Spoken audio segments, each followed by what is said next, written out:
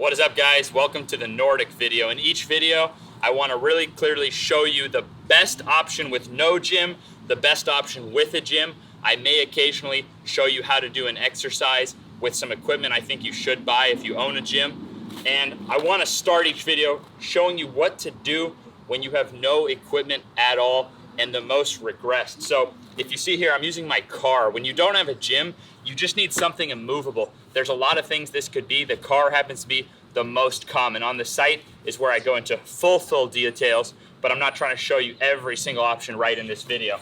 And then the way you regress a Nordic is by elevating up on your hips. So notice my knees are able to extend and my hips are able to bend so I can get momentum into it.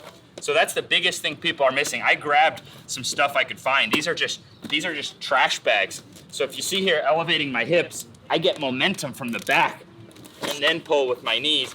And now look what happens on the way down. Fight on the way down. So, and say you have something that's gonna slide like that. I could fight, put my hands there and get into it that way. And you can see how over time, see that would represent progress right there. More distance down. See how I'm still getting the full range at the knee, still initiating with the back and then pulling. So that's actually how you progress. I like to use these for my gym. These are ProSource AirX pads. An AirX pad costs like 50 bucks. So no offense to AirX, but these are like 16 bucks each on Amazon. And so you can see here,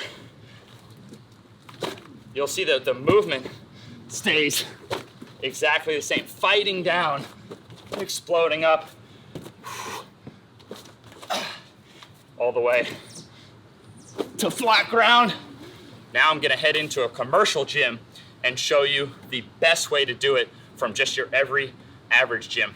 All right, guys, I just showed you with my car. So to show you here, commercial gyms, they have these half Bosu balls, they have Smith machines. You wanna load that with a little bit more than you weigh, and then you wanna put a pad on the bar for comfort. You put the edge of the bench just at the right angle so your Achilles is there. And now I grabbed one yoga mat, but you could imagine that you could put as many yoga mats as you want. Now you've got a really smooth elevation of the hip, and now you're full range Nordic. Look at that, very smooth. So you can progress your way down in a commercial gym to a full Nordic. Hope that helps. Lastly, I think every gym should have one and everyone should eventually own one because it's only about 500 bucks from Rogue Fitness. This is called a floor glute ham. That's what they call it. Quote, floor glute ham.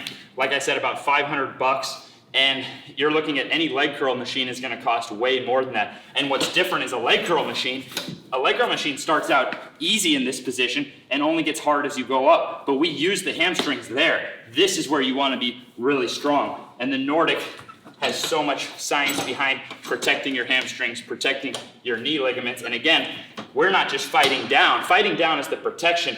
We're going up, which is the performance side of it. So being able to do 10 flat bench Nordics, that would be the standard. Now I'll put myself on the spot and maybe I'll get it, maybe I won't. But with the same form qualifications, doing one on one leg would be world class. I won't know until I see it from that side angle, and that's how I want you to send in your video, from that side angle, so we can see the relationship of hip to shoulder. But if my shoulder stayed above my hip, then that would have been a technical rep. But now, guess what happens on the way down? Now, crazy eccentric strength, and look at this. The same thing I showed you in video one. Anyone can go from the standard flat bench toward world class just by elevating the hips and working on it this way. Same exact thing I showed you in video one.